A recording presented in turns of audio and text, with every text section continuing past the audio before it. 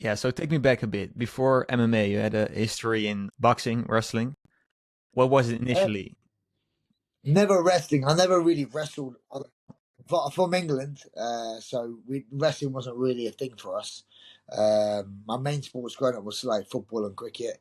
I started boxing at the age of 19, just really just to keep fit, Hmm. kind of thing.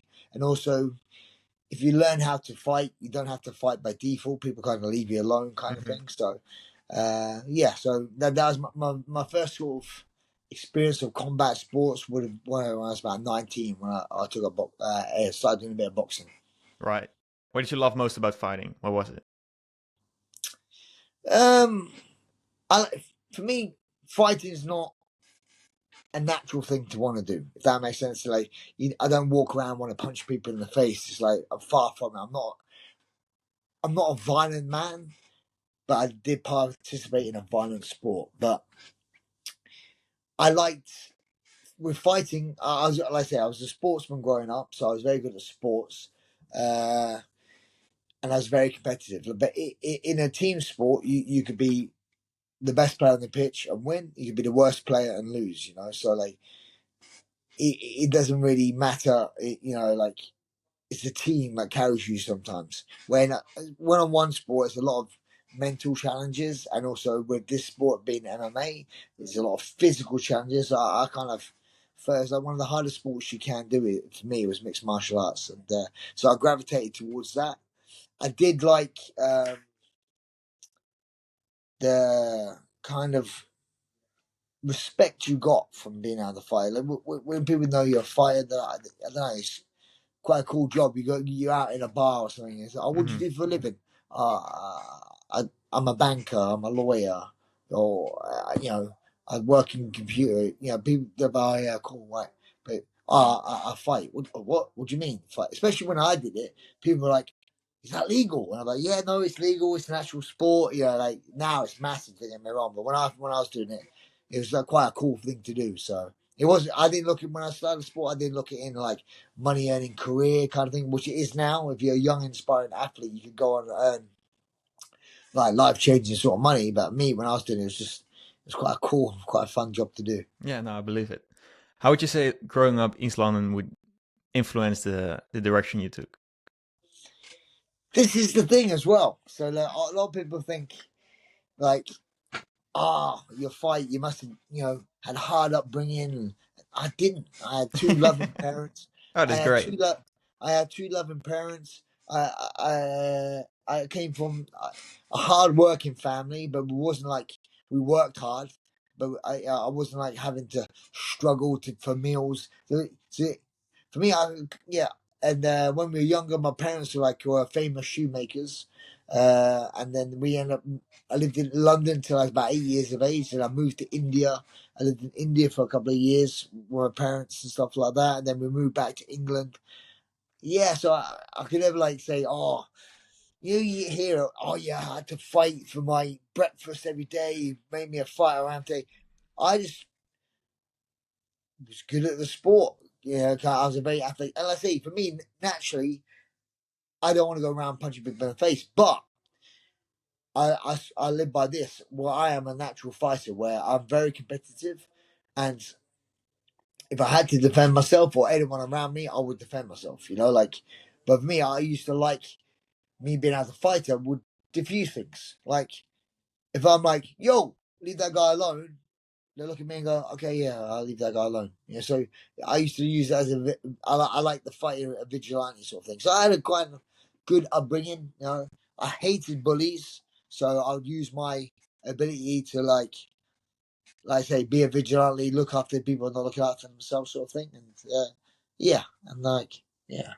But I didn't have a rough upbringing where like I used to fight for every meal or anything like that. No, that's what I love about the sport. You have so many people. Not saying that that's not the way. Some people are driven into the sport because of that. Sure, sure. Had like an abusive household and stuff like that, and they need some release for their aggression.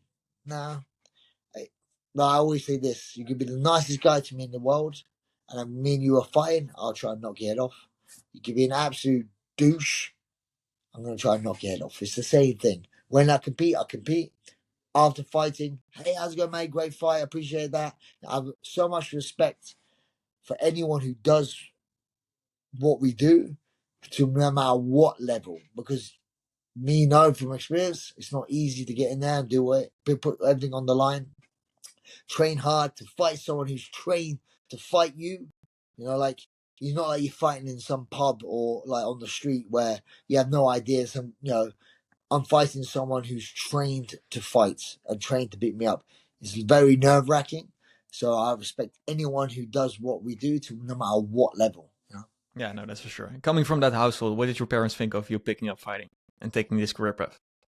So this is strange. Yeah. So my main sports growing up was football, as you call soccer, Right. and I was quite good at it. I thought I was gonna become a professional. I thought I could play that at quite a good level, but never quite made it there. I had a bad knee injury and stuff like that. When I got into boxing, boxing was my first sort of combat sport. My dad and my brother loved that I started doing that. My mum, obviously, not so much. Yeah, she was like, "What are you doing?" kind of thing. So, but for me, yeah, I just I love the respect it gave you. Like, I'm fighting, and like, my mum never watched me box. My brother and my dad did, but my mum came to MMA for some reason. I don't know why, but she just came to my cage fights. She watched me like this though. She never actually watched the fight. But that's when I first started fighting. It's like when I was on the more the UK sort of scene. That's when my parents were on. But unfortunately, I had quite old parents. My mum had me when she was 41, and my dad was 52. So both of them are deceased now. So they never really saw me compete at the heights that I competed at. But they saw me win the British title and stuff like that, which was awesome. But they never saw me compete in the UFC and anything like that. So, but my parents kind of, yet again, not my mum so much, but my dad loved the fact his son was a fighter. I can imagine. Yeah, that's cool. When did the nickname One Punch came along? I came from a boxing sort of background, so a lot of people get the misconception of, um, so like the people who see me in the walkout, I used to wear like a trilby hat and braces coming out to my fights. And everyone, he's coming out to Snatch. The guy Mickey One Punch from Snatch. So everyone has a thing with that, but it's not. So One Punch came from boxing. I had like say 10 amateur fights. No, sorry, 11 amateur fights. I was 10-1 as an amateur, and I knocked out a lot of the guys, and that's wearing headgear and 10-ounce gloves. So I came from a boxing background. And me wearing my trilby hat and braces was to pay tribute to my granddad, who used to be a bare knuckle boxer. I didn't know about my granddad too much because he died. Cause I said I had old parents. He died when I was like 2 years old. But when I got into fighting, my mum said, "Oh, you got it from your granddad." And I'm like, "Okay, cool." And he said, so I looked at pictures of my granddad, and he used to wear a trilby hat and wear braces. He used to work as a roofer, like a tradesman, at night, day in the day, and at night time to earn a bit of extra money for the family. He used to do bare knuckle boxing. So I thought it'd be quite good tribute to my granddad to wear a trilby hat and braces coming from the east end of London. And also, that's also why at the end of my career, I had one bare knuckle boxing match just to do it, to let me have a feel what my granddad did. So that was What good. was that like for you It personally? was weirdly, I didn't get punched, and like I won the British belt in two punches, and then so like I didn't get punched. I kind of wanted to feel like I felt cheated, like if anyone watched my fighting style, I used to always be in barn burner kind of fights. So if anyone watched my fighting, they would have expect me to be in some kind of war. But I ended up just winning it with two punches. So I won the British belt, and then I came out of retirement, uh, had a bare knuckle boxing match, won it, won the British belt, and then retired again. So that was Mm, it. yeah. Now on that fighting style, you have a lot of guys now. It's more like the highest level in the UFC is like wrestling and all these techniques, right?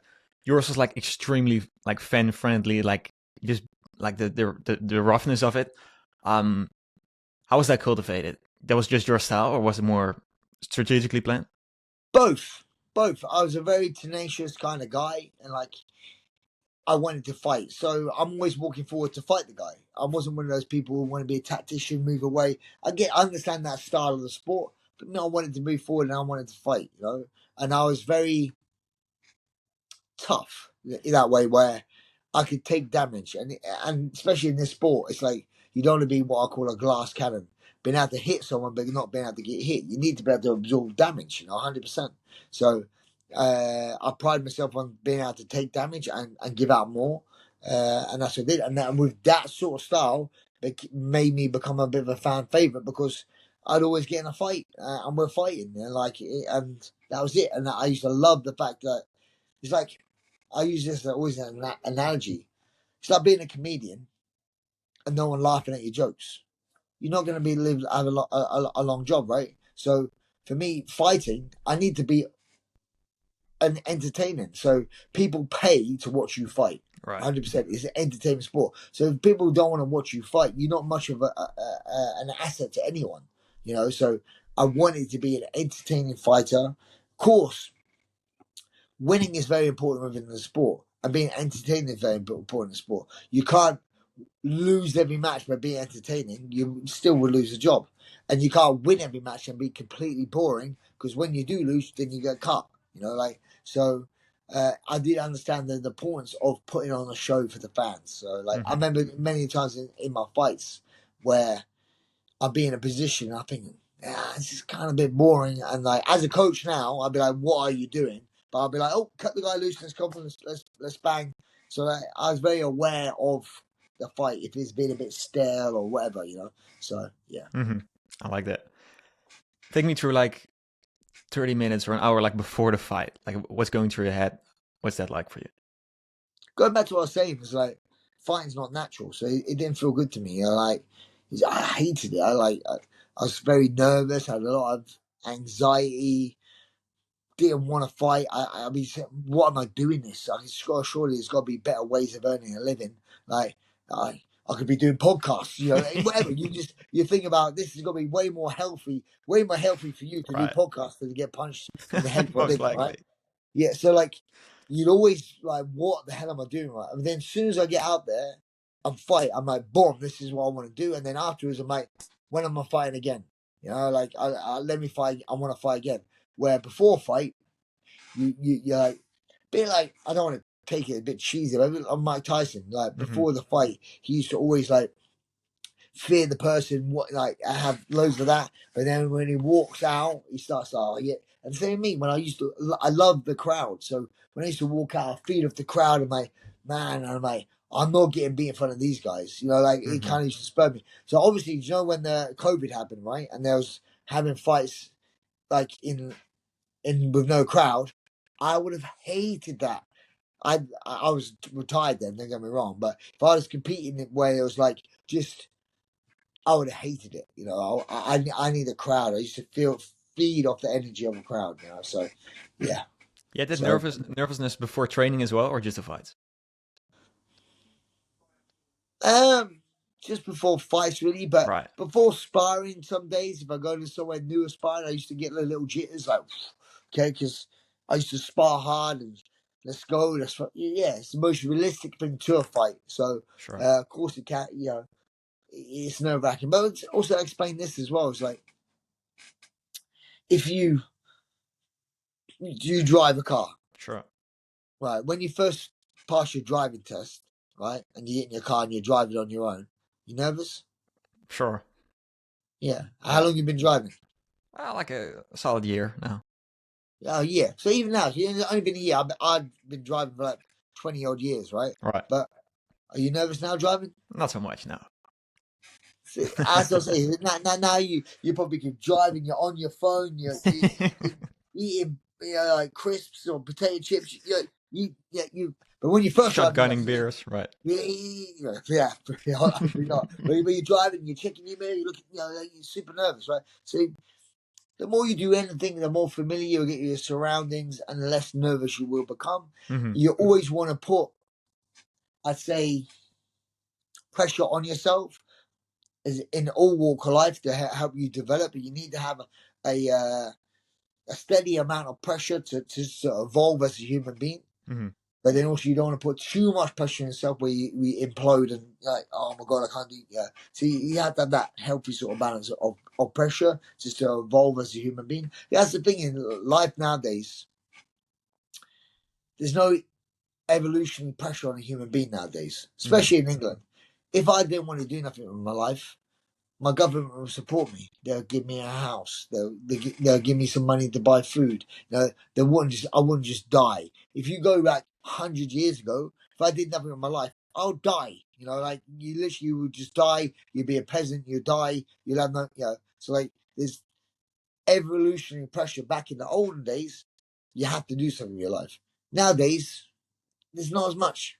Mm-hmm. Especially in my country, the government will support you a lot. So if you put a bit of pressure on yourself just to do a bit more than the average person, you're gonna move up higher. And then you put more pressure on yourself, you do more. So like, that's me. You've got to have that sort of pressure of falling behind. And my pressure as a fighter was like, if I don't train, someone out there's training, getting better than me. I need to train. I need to train. I can't have someone out there getting better than me. So I had that pressure on myself to stay in the gym and stay training. Mm. That nervousness, like, what would you say to yourself though? Like, the moment you get into it, it's gone. That's what kept you sane in that moment. No, because no matter what you do, you always have what I call good cop, bad cop, right? Right. The bad cop saying you're terrible, you're not good enough, you haven't trained hard enough, and all that sort of stuff. And good cop is saying, oh, you're a beast, you can do it. So what I do is I make sure my preparation to what I do is flawless. I will prepare so well for a fight. So when bad cop comes and goes, by the way, mate, you're not in great shape, I'll be like, actually, no, I am. Mm-hmm. Oh, you haven't done everything you can to train hard for this fight. Yes, I have. So, Right. but if I was that guy where, oh, you're not in great shape, you'd be like, oh yeah, I did miss those training sessions. I think then boom, that feeds that guy, right? So, and then there's those doubts come in. Oh shit, maybe I'm not in great shape. Maybe I didn't train hard. Maybe maybe I should have trained a bit hard. That's when that takes over. So I make sure that my positive guy is fed so good that it just makes this guy go away. Mm-hmm. Yeah, no, that's good. I was watching your fight where you earned the fight of the night bonus. Like, those like grueling fights where you go rounds and rounds and rounds. How do you, again, mentally keep sane in a moment like that? They're the ones I thrive for. I mean, like if you go Okay. there and knock someone out in the first 30 seconds, yeah, I I much prefer being in a 3 round war. Yeah, like I just don't know just how it was. I like those. Like you kind of leave a bit yourself in there. Like Mm-hmm. it's like. And yeah, you have a lot of respect for your opponent. And for me, again, as a fighter, if I just go in there and submit you really quickly with a move or knock you out, that's a lot of skill involved. But for me, I used to like, in my eyes, one of the most satisfying things for me was breaking someone mentally. Mm-hmm. I was quite a mentally tough person. So a lot of guys I fought, in my eyes, technically, I think they were better than me. Okay. But I just had the willpower to keep going and breaking them. And I used to love. I used to be able to. I used to thrive, even in training. But I used to thrive on it when I'm like, okay, you just give me all you got. Now I'm still gonna come, and it's gonna get worse for you. And I just to come, and break people mentally, and they just give up. And I'll get a submission, like because they're just like, get me out of here, take my arm, take my neck. They'll just give up. And then me, and like any fighter who knows, they know when you've broken someone mentally. Like, When do this you guy, know? just when you can tell they're looking for a way out, but they're giving it all that, and Mm. they stop resisting. They're not resisting anymore or fighting back. They're giving up. They let you hold a position, and you're like, oh, okay, this. As many times in the fight, mate, okay, this guy's done. He's gonna look. He's gonna look for a way out, and that for me was the most satisfying feeling when I could break someone mentally. Especially when for me, I used to always class myself as a very mentally strong person when it comes to fighting, and that's what I always say. For me, that's the most powerful tool you can have as a human being: a strong mind. Because if you don't have a strong mind, you won't do nothing. No matter what sport or even career path. If you don't have a good mind, your mind tells you what to do in the day. If you don't get up in the morning and set your mind goals, don't you know, you train your mind a lot. But if you don't have your mind like, I can't be asked today, your mind's shit. You won't get everything done. So you've got to have a strong mind. I used to really pride myself on having a very strong mind when it came to competing.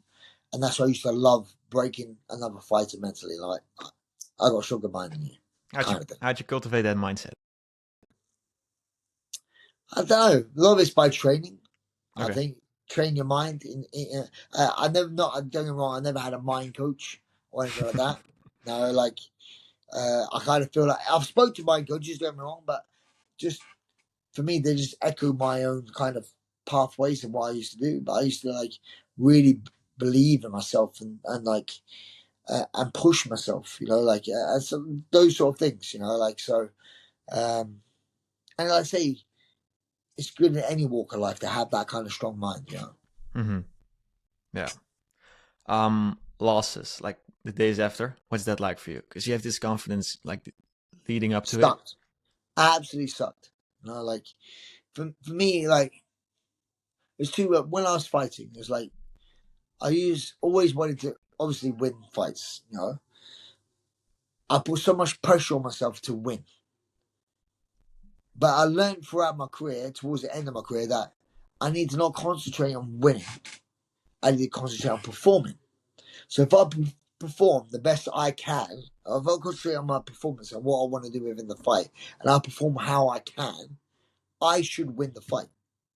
If I do not win the fight, it's because he was a better person than me, and I can handle that. I got beat by a better guy. You beat me that time. I'll train again. I'll come back and try and beat you. But if I got beat because I'm putting so much pressure on myself and I'm not concentrating on performing and I perform badly and I get beat by someone I think I could beat, that's on me, you know? Like, and like, going wrong, I was a bad loser. Like, I hated losing, but I wasn't a sore loser. I didn't lose because, you only beat me because my foot was sore, or you only beat me because I had a fatality in my family leading up to this fight. I don't never put that's all on me, you know, like whatever I do. So I used to, like I say, make sure, again, mentally, that like I'm there and it's all on me. I put everything on the line. And with like I say, being a competitor, I used to hate losing. Also, I used to hate it because like I had a lot of support and I'd be like, oh, don't worry about it. I had a great night. But no, you would have had a better night if I would have won.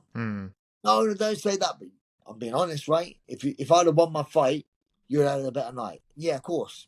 There you go. So I feel like letting people down. You know that's why I hated losing, because people will support me, come and watch my fights. I used to hate losing because then I feel like I've let them down. I see that. How do you gain that back, like the days after? Because I can imagine like waking up after a loss is like. Then I was like, boom, I'm back in the gym. Yeah, it's that easy. Just bang. Yeah, back in. You know, like let's see, like I always say to my fighters now, losing don't define you. Right. It's what you do afterwards. What you do after a loss. Some people go in a shell. No, boom, get back in.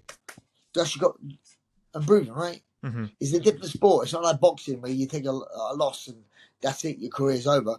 MMA. So many. One I use and always use an example. Robbie Lawler. You know, had a 50-50 sort of UFC career out of nowhere. Boom, changed it around. Boom, become a UFC champion.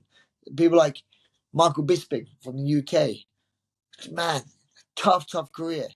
Kept on sticking out, and got his title shot. Won the belt. So things like that. You mean if you give up when you lose, you are the loser. You know,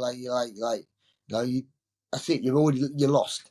You know, like when you lose, boom, keep going. It's like that other saying. You don't lose, you learn. Mm-hmm. You learn from your mistakes. You go again. Yeah, that's good.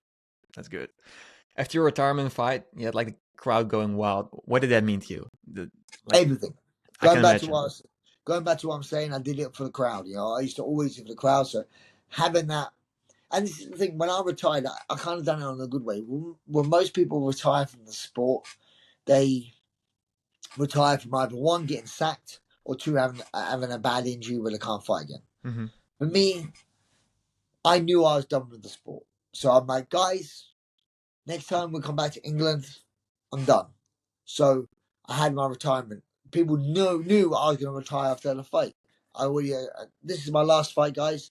I'm done after this. So it's weird. It's like, how it's a weird sort of emotions to me, knowing that I was going to retire. It's like, how I explain this. It sounds quite morbid. Imagine dying, right?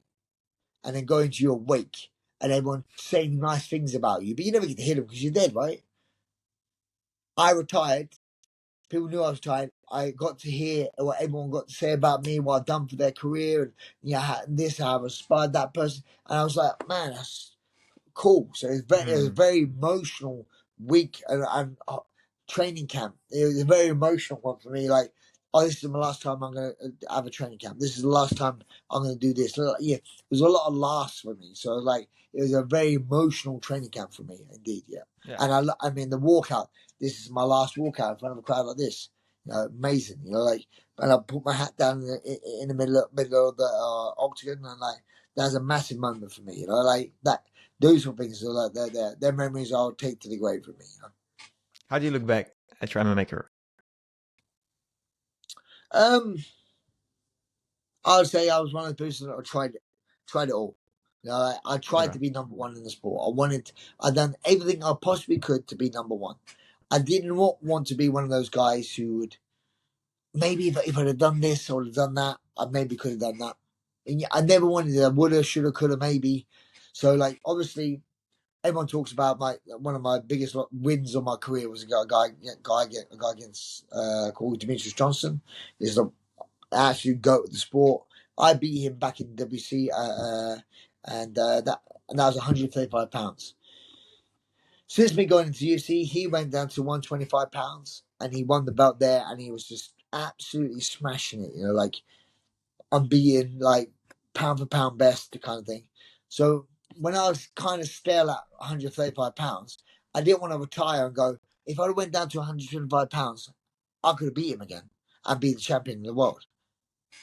Mm-hmm. So I didn't want to say I could have done that. I tried. So I from fighting, I thought I had 70 kilos. You know, so I fought 155 pounds, 445 pounds, 135 pounds. So now I'm going to try and go down to 125 pounds. I tried to go down to 125 pounds. It wasn't easy, but I did it. And I fought at that weight class. Wasn't really good for me because people just run away and it's too fast and just won't want to fight. As you know, my style wanted to fight. They're just running away. Didn't find it very fun. Boom. Lost split decision against Chico Camus. Thought I won the fight, to be honest, but I didn't. So I'm like, oh, the door for me to fight Mr. Johnson at that weight class is gone. I go back at 135 pounds. Boom. Mm-hmm. Now I can look back at that. I have no regrets. I tried to go down to that weight class.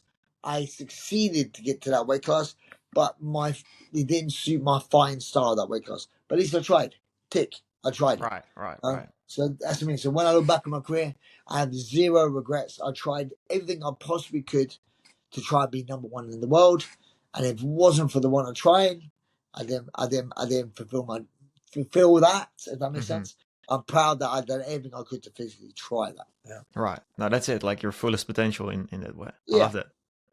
What's your proudest moment, like looking back from personal fulfillment, not so much a victory, but that you were like, yeah, I've done that. It changes. Okay. It's throughout your career. So for me, when I started when I was fighting and got to some sort of level of international fighting, I was like, I want to fight in Vegas. You know, 100%. Right. I want to tell my kids that I fought in Vegas. So my WC debut, I fought in Vegas. Boom, tick, done that.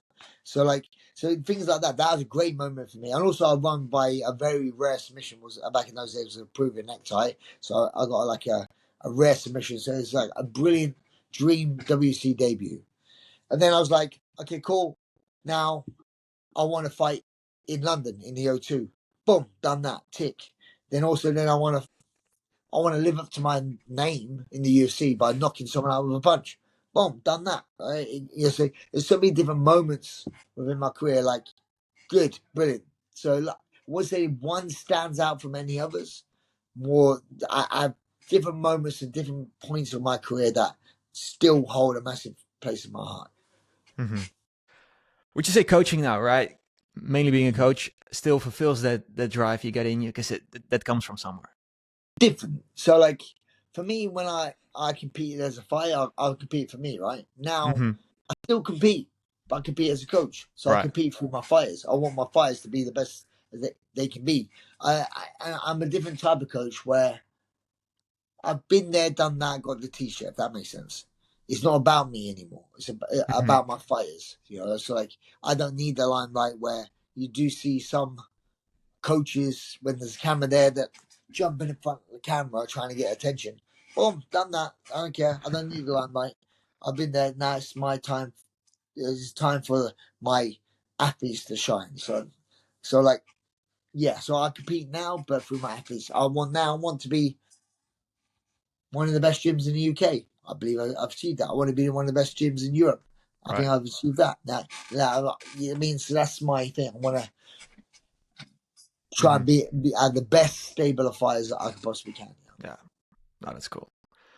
What are like the main lessons you push on your guys? Work, like work. Enjoy the grind. Like, and I say this to anyone: life is a grind. Whatever you do, even if you're doing your podcast, it can feel like it feels like a grind sometimes, right? I gotta do this, yeah. It's a grind, but find a grind that you enjoy. You Mm-hmm. guys enjoy fighting, yeah. It's a grind, but you gotta stick at it. It's a grind, and you gotta enjoy it, and there you go. Then you gotta stick to it. You not in this sport you hear about. I don't believe in success overnight. Sure. That's bullshit, right? Whatever you've done, like, is years of training, whatever you're doing, and then something sparked, and now you're in the limelight, whatever.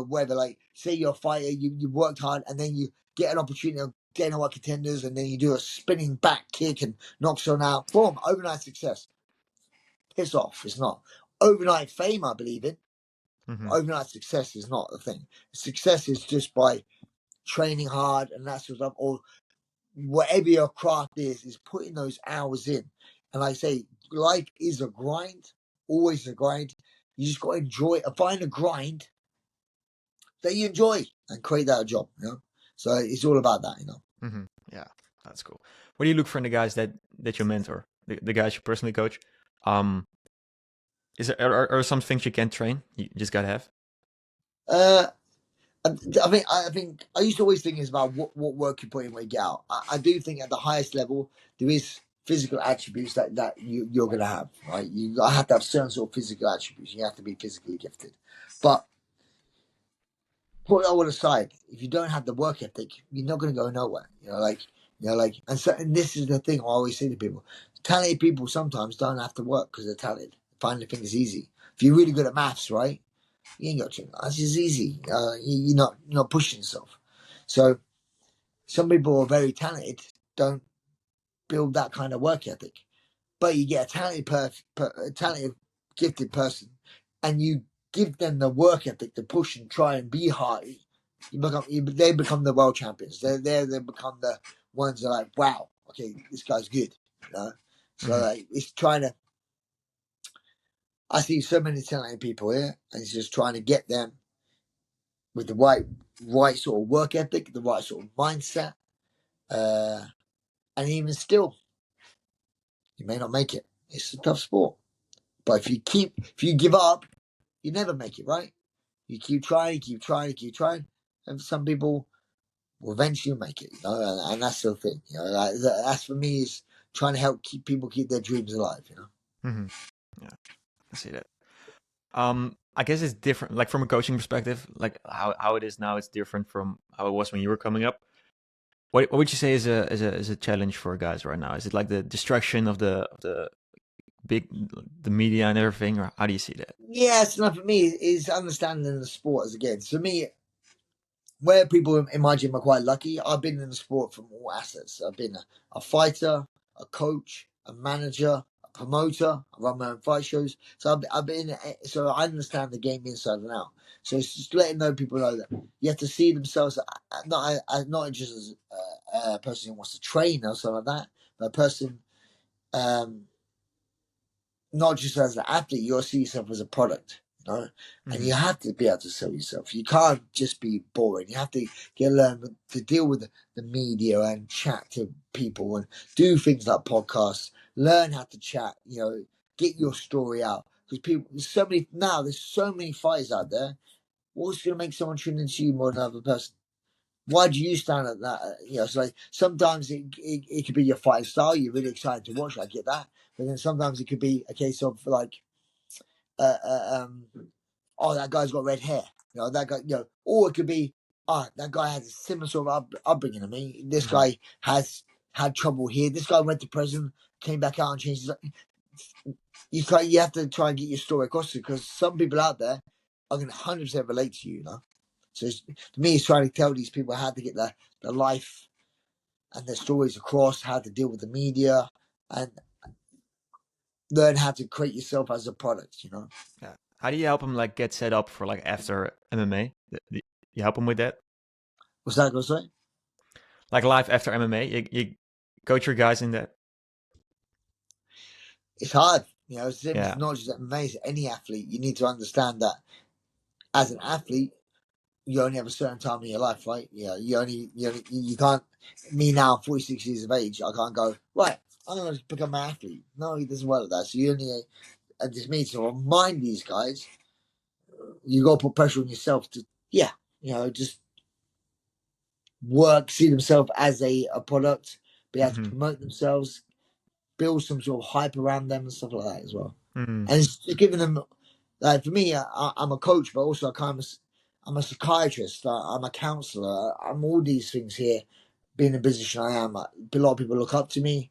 Yeah, I look after a lot of people. I'm like, if I show you here now, please, what's it about me?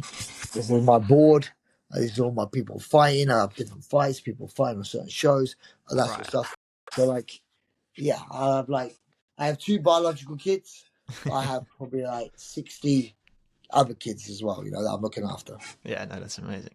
Now, like I'm 21 years of age, right? And I see all these guys around me that right now I'm training twice a day, and I cannot imagine like not doing that because right now this is I have such a capable body that it would be sort of a disrespect to I don't know my future Yeah. self, right? And not see what it's capable of. So I see what you're saying in that. Yeah, that's something. Coaching, underrated aspects of coaching, because that's not easy either. Going back to what I kind of said here, is like being a very good technical coach is one thing, Mm-hmm. but being a good coach is going, Mm-hmm. What's up with you today, man? You okay? You good? What's up? What's on your mind? Just having emotional intelligence. Like seeing when the fire's something else is going on here. Like, oh no, yeah, man. You gotta be a good people's person to be a good coach. Mm-hmm. Yeah, so like you gotta understand people and how to get the best. Some people want their arm around them. Come mate, how's it going? Some people need to stop. Whoa, slow out. Let's go. We're fighting. You have to understand that you have to approach different people in different ways. Mm-hmm. That's for sure. How do you define success as a coach for yourself? It's not just about the wins, right? No, it's about making people better. Okay. Like just better versions of themselves. Everyone wants to compete against other people, right? I just remind everyone, don't just compete against yourself, Mm-hmm. right? Or say, like even yourself, right? How long you been training? For like in general, like I'm a runner, so that's like Okay, 8 but years probably. even say, yeah, so you've been running, right? Yeah. So in the last 2 years, you've been training before running. Yeah, for sure. Are you a better runner now than you were 2 years ago? Oh, most definitely. You're on your path, right? Mm-hmm. Everyone has a certain ceiling. Some people reach it quicker than others, but everyone has a ceiling. If you're still improving and you're getting better, you're doing the right things. That's your growth. So Yeah. that's you and you, right? So but that guy over there's quicker than me. You're not Mm-hmm. compete with that guy. Don't get me wrong, when you're racing, you are, but as training in general, you're competing against yourself and trying to make yourself the best person, the best version of yourself you can be, Yeah. rather than always comparing yourself to other people. This is what, for me, I hate social media nowadays. Everyone compares their lives to everyone else, fake lives on social media. It's just fake. Don't. And that's why, in my eyes, we have way more, um, like social anxiety. You know, people have mental illness because everyone's comparing themselves to some fake story online of how Mm. someone's living with Maseratis and having their bitches, this and money, house. Most of these people just rent a car, take a few photos of it, and pretend to live that lifestyle. So it's like, yeah, I don't like how fake life has got nowadays. No, and that's for sure. And it goes twofold too, right? Because there's um like at my fight gym, I fight like two days a week, so that's nothing compared to what you're doing. But like just in general, like I've been doing that for I want to say 4 years. I outcompeted these guys, so it's easy to say, okay, I outcompeted them. Like I'm good, right? You keep competing with yourself, and it's easy to sort of rest on your laurels when everyone else is below your level. Yeah. I'm sure you've experienced that. Um, but it's important to not compare yourself in a way that gets you down and But it also, makes you too cocky. Yeah, you got yourself in you got yourself in the right environment to push you as well. So yeah, if you're the best guy in your gym, you're in the wrong place. yeah. You know, so you don't want to be that guy. Like, I'd rather be the worst guy in the gym because I'm only going to get better. You Mm-hmm. know, and that's what I mean. Then you have a target, right? If you're the best guy in Right. the gym, you need to move. You really need to move. You need to be challenged. You know, like so, like I was always the hardest working person in the room, but I'm never the best person. I always had people I'm trying to get better than, like That's to good. push That's me. good. But also for development as well, you need to have a good mixture.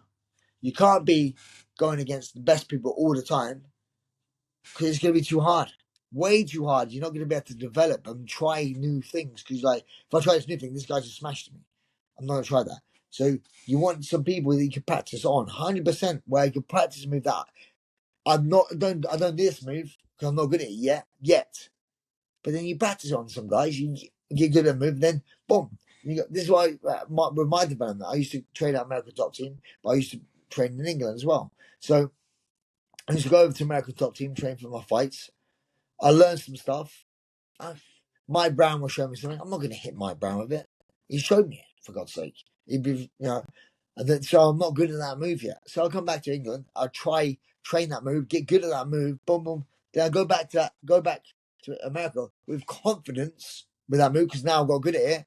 Boom, I'm hitting it on people. And that's how you improve because you have to have both. But I can't be in a room where I'm just getting smash, smash, smash, smash. It's terrible. Mm-hmm. I need a balanced room where people are going to push me and people I could try on. Yeah. No, that's good. If you coached you back in the day, things you would have done different. No, because Okay. I'd love to have me as a coach because just me in my ear would be good for me mentally, stuff like that, and physically. And because, like, yeah, again, I'm here, all this. If someone's not in, I'm like, well, yo, mate, where are you today? But for me, I didn't need that. I was quite self-driven, so I wouldn't need a coach to be on me because I'm always on with myself. But you do need someone like me who's going to be on people. But yeah, I say I'm never one of those people. I've never lived with any regrets, Mm-hmm. Yeah, so I would love to have me as a coach. 'Cause I like to think I'm a good coach, and also coaching now, where back in the day you had your jiu-jitsu coach, you had your striking coach, you had your wrestling coach. Then you had to try and put it all together. But now you have an MMA coach who does MMA. I've had an MMA career. I've learned MMA. Mm-hmm. I'm not just going to show you how to box as for a boxer. I'm going to show you how to box for MMA. I'm not going to show you how to grapple or wrestle. Just for grappling wrestling, I'll show you how to grapple and wrestle for MMA because they're all different. Wrestling for MMA is completely different for straight wrestling. I would out wrestle so many people in MMA who have much better wrestling than me because MMA wrestling is different. It's a different all together. Different stance, different things work. So it's having the importance of knowing the differences. Yeah, no, that's sure. How do you look at the sport today? You like where it's going? Well, it's forever growing, isn't it? It's hard to keep up. Like now, so many good shows out there and abundance of it. So for me, it's hard to keep up. Like people, do you see that fight? I'm like, nope, it's hard. Mm-hmm. No, I can't keep up. I watch so many fights as well. Because I watch all my guys' opponents and that sort of stuff. So I watch, and also one of my other jobs, I do commentary on a show in Russia called ACA. So do a lot of study for there. So I watch so many fights. Sometimes it's hard to keep up. Yeah, I can imagine. But you like the popularity of it, like the way it's Yeah, going, it's 100%. commercialized. Yeah, good. Yeah, it's a sport now. Like I said, back when I was doing it, it wasn't a sport. Now, Mm-hmm. for a young, inspiring athlete to walk into my gym and go, you know what, I'm gonna be a professional fighter. There's a career path for you. Right. Um, where now, it's like, back then, like, it wasn't there. It was a bit of fun. I have a bit of fun. Yeah, cool. I can do that. Have a bit of fun. It wasn't actually a career path. Mm-hmm. No, I like that. For you personally, what's on the list still? What do you want to do? Because you're relatively young, right? For like a business person, for like having your gym and everything, you're young. So what's going on? What's next? I'd love to I've created world champions in MMA. I would love a UFC world champion. That'd be top of my list. Create a UFC world champion, and I have people here on the path towards that. Mm-hmm. So I do have some good guys. I have two people in the UFC at the moment. Nathaniel Wood has been there for quite a bit. Very good fighter, and I had one just for last weekend. A guy called Lonnie Kavanagh just made his flyweight debut in the UFC. So so got a couple there and got many people on that path there. Go towards that,